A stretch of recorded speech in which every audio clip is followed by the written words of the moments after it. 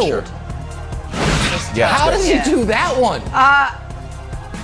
We could spend the whole show on it. No, we can't. Back here with Antoine Walker talking basketball. So the Clippers, the Clippers decided to rest Kawhi and Paul George for the last 2 regular season games against the lowly Rockets and Thunder.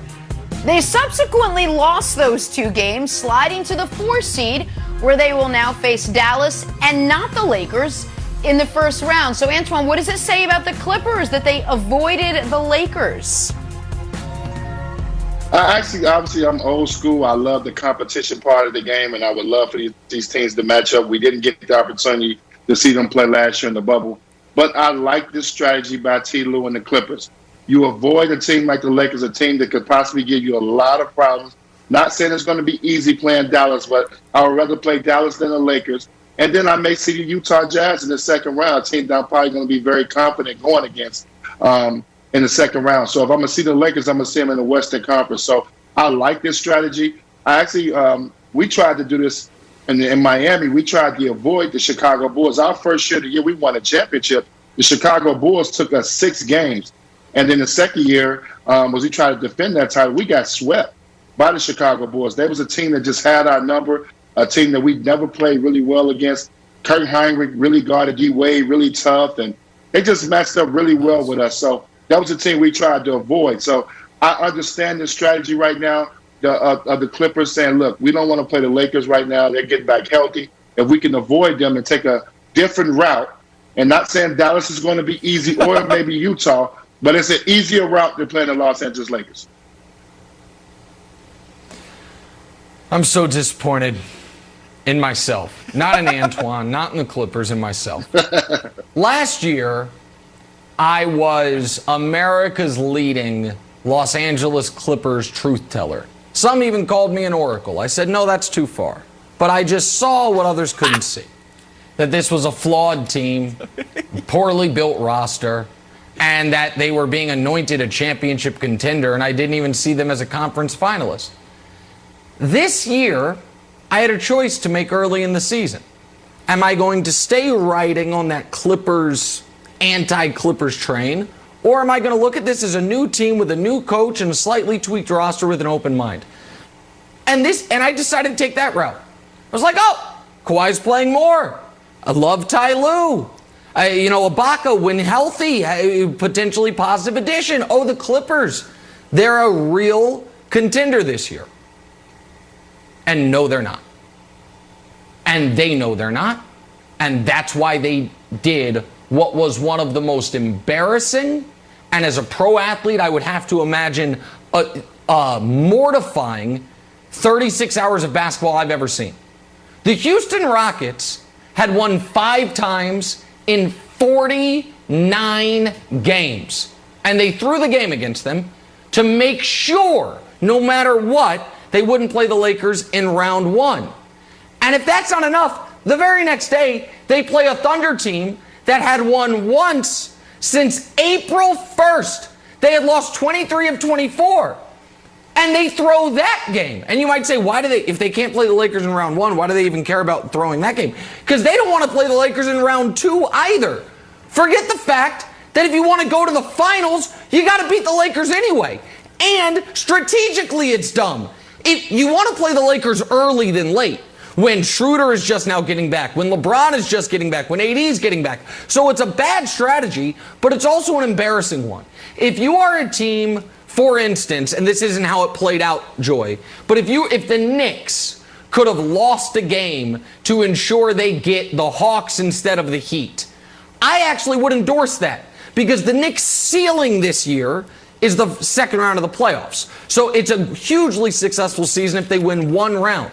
The Clippers, if they don't make the finals, this first 2 years with Kawhi and Paul George is a massive failure. There is no, we made the Western Conference Finals for the first time in the history of our sorry franchise, hang a banner. No. So the fact that they are trying to game the system to avoid the team they're going to have to play anyway is, to me, it's not good strategy. And it's embarrassing for a team that is supposed to have the king of LA on it and be the best team in the West. Everyone should be trying to avoid you. You should not be trying to avoid other teams. But the Clippers revealed that they think of themselves this year what I thought of them last year, which is paper champions, paper tigers, not real contenders. Otherwise, go beat the Lakers in round 1 and have an easy path to the finals, Joy. Well, sometimes you got to be real with yourself, Nick. That's what the Clippers are. While you were the Clippers' truth teller last year, I was a huge sucker. And I don't like to be made to look like a liar. So I have zero expectations for this Clippers team. Prove it to me. And that's, while saying that, I really like Ty Lue and I love Kawhi. But this Clippers organization's got to prove it to me. So I'm all for it. Do whatever you guys got to do, because you have not proven anything to anybody. What could happen, so you're talking about embarrassing, what could happen is that they do this and then they lose to the Mavs and they lose in the second round again. And then it's really jokes on jokes. Yeah. So luck favors the prepared. Do what you got to do. You know, I'm all for strategy, especially if you aren't the big dog. But, you know, for me, it's not terribly surprising because it's the Clippers. And I think the Clippers have everything to prove. So it's not upsetting me because they're not of the class that it would bother me, if that makes sense. I buy that. But two things that I hate in this world: mimes and half measures. And there was no pantomimes at the game, but there were a number of half measures. So if you want to avoid the Lakers, Nick, and I think this is your idea, you put it on a tweet, then the NBA should let you pick your opponents. If you want to dive into that theory, Nick, I'll toss it up to you. Because the idea that you're going to throw these games and have Ty Lue said, you know, priority's health. We got to go in here healthy. Like, what? Just say it. Say it for real. I don't need a half measure of trying to, like, have this as a cover for health. Just say, you know what? We're scared of the Lakers. Just do it. I actually think it would be liberating to just say it rather than put out your bottom 7 guys and have them get embarrassed. The idea that that's going to be good for team chemistry and sort of the mindset of a champion, I just think it's terrible. I do dig into your theory on how they should pick because I think that would solve the problem. Well, I also think the NBA has a problem on their hand when teams are obviously throwing games, especially Oklahoma City. We got both teams trying to throw a game. It's absurd. Yeah, I just think the 1 seed should be able to draft its playoff opponent in the first round. And then the 2 seed draft of who's left, the 3 seed and the 4 seed, so on and so forth. And then you would always have teams fighting for seeding. And you would never have a situation where there is a penalty for being the 1 seed. Or for example, if the Warriors somehow beat the Lakers and then the Lakers end up the 8 seed, then the Jazz are like, you got to be bleeping kidding me. This is our reward. We get LeBron and Anthony Davis for round 1 of the playoffs. But here's the other, Antoine. Even if I think it's embarrassing, I understand what the Clippers did Saturday, which was guarantee they couldn't play the Lakers in round 1. I think what they did yesterday is bad strategy, and here's why. If they had just beaten the Thunder, which they almost beat by accident, it was a 2-point game with a minute left, they would have gotten in round 1 Portland. They are 6-0 against Portland since they got Kawhi and Paul George. Portland is drawing dead against them. Because they threw that game against the Thunder to stay on the opposite side entirely of the bracket of the Lakers, now they have the Mavs in round 1. The Mavs took them 6 last year, despite Luka being hurt early in the series, and have beaten them 2 out of 3 times this year. I think that the Mavs actually have a real shot of beating them in round 1, and the Blazers had no shot whatsoever. So not only do I think it's embarrassing for what they're trying to accomplish, I also think it's bad strategy to opt for the Mavs over the Blazers in round 1. Well, the problem is, Nick, you got to think about it. T. Lue probably had a meeting. With that, when you got 2 guys like Kawhi and Paul George, you will hope he had a meeting with those guys and said, what do you guys want to do?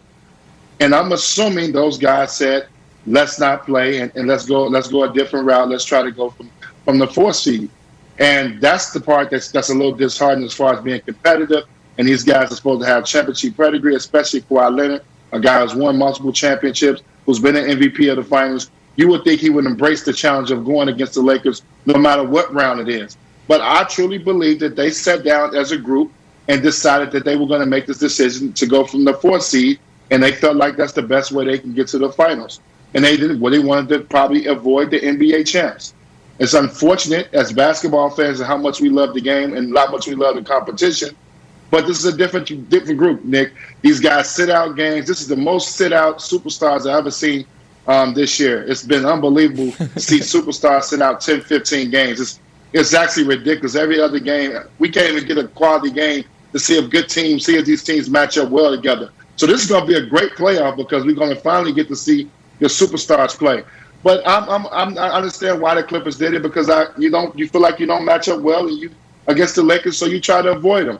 And I think it was a collective group decision. I can't see this T. Lue just making that decision on his own without talking to Kawhi and Paul George.